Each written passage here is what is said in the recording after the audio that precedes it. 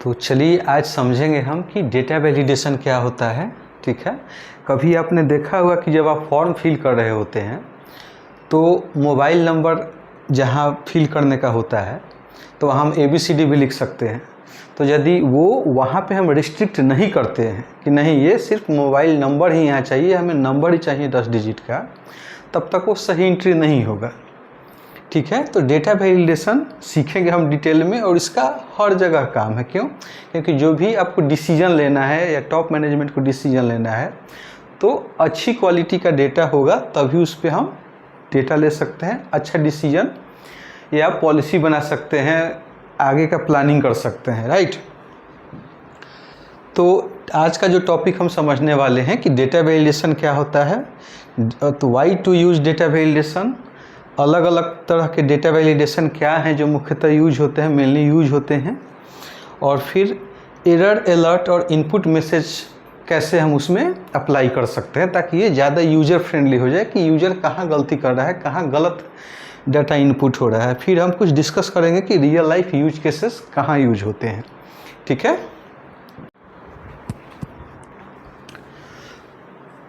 तो हम समझेंगे कि व्हाट इज़ डेटा वैलिडेशन। तो डेटा वैलिडेशन क्या होता है, एक रूल होता है, कंडीशन होता है कि हमें यहाँ से यहाँ तक या इसी तरह का डेटा चाहिए। फॉर एग्जांपल कि हमें एज इनपुट करना है और एक्सेप्टेबल रेंज जो है कि 18 से 60 साल मान के चलते हैं। ठीक है, तो 18 से 60 साल के अंदर ही उसमें डाटा फॉर्म में फिल कर सकते हैं या एक्सेल सेल में डाल सकते हैं, इनपुट कर सकते हैं। उससे कम या ज़्यादा होगा तो वो एक्सेप्ट ही ना करे। ठीक है, तो इस तरह की चीज़ें को डेटा वैलिडेशन कहते हैं। ठीक है, दूसरा ये गलत एंट्री को या इनवैलिड डेटा एंट्री को प्रिवेंट करता है, बचाता है कि आप गलत एंट्री डाल ही नहीं सकते हो। तो वहीं पे समझिए कि आपका आधा से अधिक क्वालिटी वर्क हो गया। नेक्स्ट ये क्या है कि it improves accuracy and consistency. ठीक है, कि सही डेटा ही इनपुट हो और कंसिस्टेंट डेटा हो। ये हम समझेंगे डिटेल में कि एक्यूरेसी क्या होगा, कंसिस्टेंसी क्या होगा, सारा डिटेल में हम समझेंगे।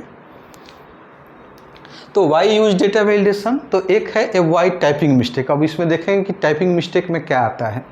नेक्स्ट इंश्योर करेक्ट फॉर्मेट्स, जैसे कि डेट का फॉर्मेट है, नंबर का फॉर्मेट है। साथ ही साथ create drop down list for easy selection. Drop down list क्या होता है आप लोगों को, बहुत लोगों को नहीं पता होगा, उस चीज़ को भी हम समझेंगे। और also improve data quality in reports. हम जब कोई रिपोर्ट बनाते हैं तो उसमें डेटा क्वालिटी अच्छा होगा तो हमारा आउटपुट भी अच्छा ही होगा। ठीक है, तो क्या क्या होंगे, तो जो मेनली यूज्ड हैं वो है होल नंबर, फिर लिस्ट होगा या ड्रॉप डाउन मेन्यू होगा, डेट एंड टाइम का होगा, टेक्स्ट का होगा, या हम कोई अपने मन मुताबिक कोई फार्मूला भी हम डेटा वैलिडेशन में डाल सकते हैं। ठीक है, और क्या क्या चीज़ें देखेंगे, जैसे होल नंबर में हम देखेंगे कि 1 से 100 के बीच में ही हो या कोई भी डिजायर्ड वैल्यू रेंज में हो, तो उस चीज़ को कैसे अप्लाई करते हैं। फिर दूसरा एग्जांपल देखेंगे कि हम डिपार्टमेंट को कैसे चूज कर सकते हैं। कभी देखा होगा आपने, जैसे कि IT है, सेल्स है या फाइनेंस है, तो स्पेलिंग मिस्टेक ना हो जाए जब हम मैनुअल एंट्री कर रहे होते हैं तो वहाँ पे एक क्या होगा, लिस्ट आ जाएगा या ड्रॉप डाउन होगा, वो भी हम प्रैक्टिकली देखेंगे। नेक्स्ट आता है कि कोई भी डेट वैलिडेशन कि इस डेट से लेके इस डेट के रेंज के बीच में होना चाहिए, या इसके पहले नहीं एक्सेप्ट हो, या इसके बाद वाले डेट उसमें इनपुट नहीं हो, या करेक्ट फॉर्मेट नहीं हो, सॉरी इनकरेक्ट फॉर्मेट एंट्री नहीं हो। या हम मोबाइल नंबर देखते हैं कि जो मोबाइल नंबर डाले 10 डिजिट से कम नहीं हो, ना ही 10 डिजिट से ज़्यादा हो, और इस तरह की चीज़ें हो वहाँ पे तो वो रिजेक्ट कर दे, वो एक्सेप्ट ही नहीं करो, डाटा फिल ही नहीं होगा, सेल में वैल्यू फिल ही नहीं हो पाएगी। ठीक है, दूसरा एक और एग्जांपल देखेंगे कि हमें सिर्फ वही ईमेल आईडी अलाउ करना है जिसमें @gmail.com हो। कभी कभी क्या होता है कि आप गवर्नमेंट सेक्टर में हैं तो वही ईमेल आईडी रजिस्ट्रेशन किया जा सकता है उस ईमेल आईडी के थ्रू जिसमें nic.in हो या @gov.in हो। तो इस तरह का वैलिडेशन कैसे सीखेंगे, कैसे लगाते हैं, वो भी हम सीखेंगे एक्सेल में। ठीक है, जैसे कि ये सारे एग्जांपल हैं इसको प्रैक्टिकली देखेंगे कि gmail.com है तो ये अलाउ करेगा, बाकी yahoo.com हो तो हमने क्या डाला है फॉर एग्जाम्पल के लिए, we are not preferring any particular company और ईमेल आईडी, कि जस्ट हमें चाहिए कि इस नाम से वो एंड होता हो या जीमेल से ही वहाँ पे वैलिड हो, अप्लीकेबल हो। तो ये सिर्फ ये अलाउड होगा, ये अलाउड नहीं होगा, वो लेगा ही नहीं वो, ये भी नहीं होगा। क्यों? क्योंकि yahoo.com है, ये gmail.co यहाँ स्पेलिंग गलत है, यहाँ भी जीमेल नहीं है और यहाँ पे भी है तो ये अलाउड है। तो इस तरह का हम वैलिडेशन कैसे लगा सकते हैं ये भी देखेंगे। नेक्स्ट ऑप्शन क्या है हमारा कि इनपुट मैसेज, कि जब यूज़र कोई डेटा इंटर करता है तो क्या डेटा उसमें इनपुट करना है, क्या डेटा इंटर करना है, वो पहले ही कंप्यूटर या वो सॉफ्टवेयर गाइड करे या एक्सेल गाइड करे, और यदि गलत भी डाल देता है तो वहीं पे तुरंत बता दे कि ये गलत है और ये चीज़ें डालनी है आपको, या इस रेंज से लेके इस रेंज के बीच में ही हमें वैल्यू पुट करने हैं। ठीक है, तो चलिए डेमो अभी देखेंगे थोड़ी देर में, पहले इसको और अच्छा से एक्सप्लेन कर देते हैं आपको। ठीक है, समरी वगैरह भी देखेंगे लास्ट में, फिर रियल लाइफ यूज क्या है वो भी समझेंगे हम, और आप टास्क भी आपको दिया जाएगा प्रैक्टिस करने के लिए या खुद करेंगे आप। ठीक है, तो चलिए अब समझते हैं।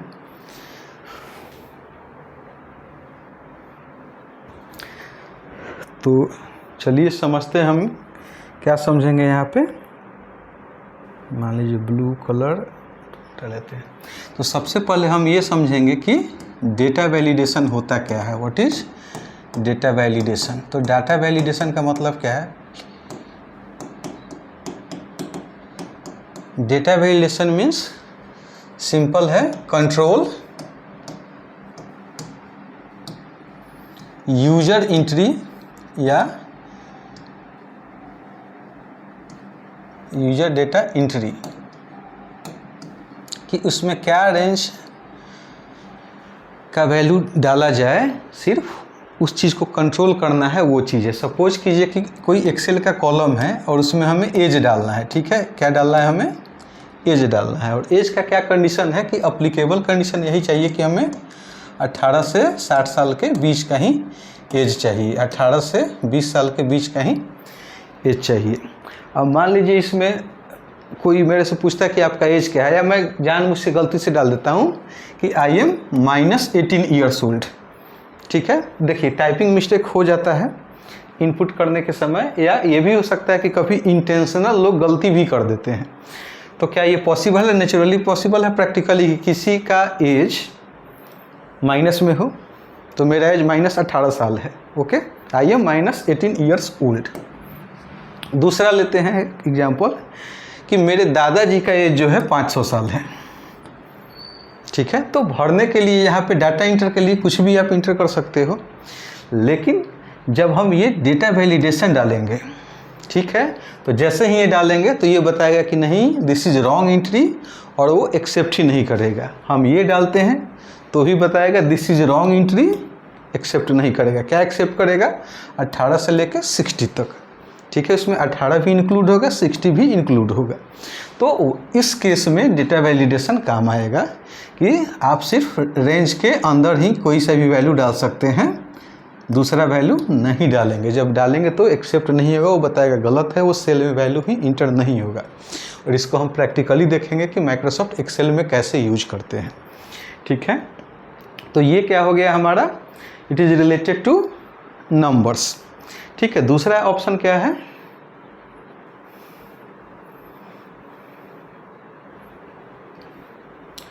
दूसरा ऑप्शन आपका ये आता है रिलेटेड टू टेक्स्ट। टेक्स्ट में क्या है कि जैसे कोई आप बहुत बार आप इस चीज़ को देखे होंगे कि कहीं कहीं क्या लिखा आता है, जम्मू एंड कश्मीर, जम्मू एंड कश्मीर। ठीक है, मान लीजिए ये स्टेट नाम के कॉलम के अंदर ये हमें डेटा इनपुट करना है। तो इसी चीज़ ये सही है। ठीक है, इसी चीज़ को कोई ऐसे लिखते हैं, यहाँ ध्यान दीजिएगा, जम्मू एंड कश्मीर। ठीक है, कोई इसी चीज़ को ऐसे लिख देगा जे एंड के। इसी चीज़ को कोई ऐसे भी लिख सकते हैं जे एंड के। तो हमारे लिए एज ए ह्यूमन वो सारी चीज़ एक ही अंडरस्टूड है हमारे लिए, लेकिन जब ये सेल में डालते हैं, कंप्यूटर में डालते हैं, किसी फॉर्म में पुट करते हैं, एक्सेल में डालते हैं, तो ये 1 2 3 4 ये 4 अलग स्टेट बना देगा, मीन्स 4 अलग स्टेट को काउंट करेगा। ये दोनों, ये चारों चीज़ें उसके लिए सेम नहीं है कंप्यूटर के लिए। तो ये चूँकि सारे सही हैं, ठीक है, तो ये कंसिस्टेंट नहीं है, लेकिन कंसिस्टेंट नहीं है, कंसिस्टेंट नहीं है। कंसिस्टेंट का मतलब क्या होगा कि जब जम्मू एंड कश्मीर डाले तो या तो यही हर जगह हम यूज करें, या यही यूज करें, या यही यूज करें, या यही यूज करें, मीन्स जो भी डिफाइंड है उसको एक फिक्स कर लेते हैं और बार बार और हर बार वही यूज करें, तो उसी को कंसिस्टेंट बोलेंगे। ठीक है, इसी तरह बेंगलोर है, तो बेंगलोर को भी देखिए लोग कैसे लिखते हैं, और प्रैक्टिकल है ये, ज़्यादातर जगह आप देखेंगे बेंगलोर, ठीक है, बेंगलुरु, BNGLR, या कोई अपना मनमाना स्पेलिंग भी या कोड लिख देते हैं इस तरह का। ठीक है, तो जब कंसिस्टेंट डेटा होगा तो कोई एक ही स्पेलिंग वो हर जगह ही यूज होगा, तो इसको बोलते हैं कंसिस्टेंसी। और इसको लिस्ट या ड्रॉप डाउन से हम डेटा वैलिडेशन करना सीखेंगे, या ड्रॉप डाउन से, ड्रॉप डाउन। ठीक है, तो ये होगा। नेक्स्ट वैलिडेशन किस पे जनरली यूज करते हैं हम? नेक्स्ट वैलिडेशन यूज करते हैं हम डेट पे। यहाँ पे भी आपको फोकस करना है, डेट डेटा टाइप में। अब देखिए, जैसे कि हम ये लिखते हैं 1 जनवरी 2025, ठीक है, 1 जनवरी 2025। तो ये हमने क्या लिखा है, ये इस फॉर्मेट में लिखा है,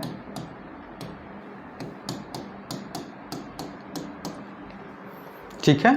कोई इसी को कैसे लिख सकते हैं कि मान लीजिए यहाँ पे लिखते हैं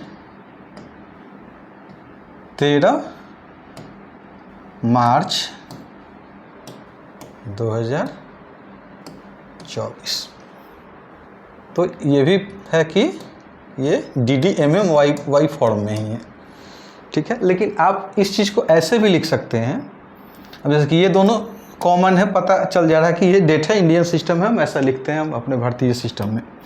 लेकिन जब हम इसी चीज़ को ऐसे लिखते हैं, मान के चलिए कि 9/11, ठीक है, तो 9/11 हमारे लिए क्या है, ये है 9 नवंबर है हमारे लिए,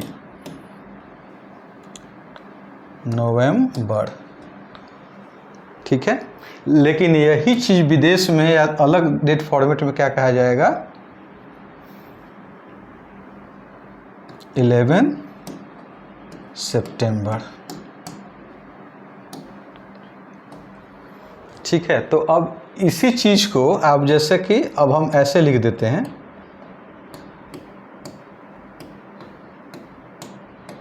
25, तो हमारे लिए क्या हो जाएगा, ये मार्च का महीना हो जाएगा।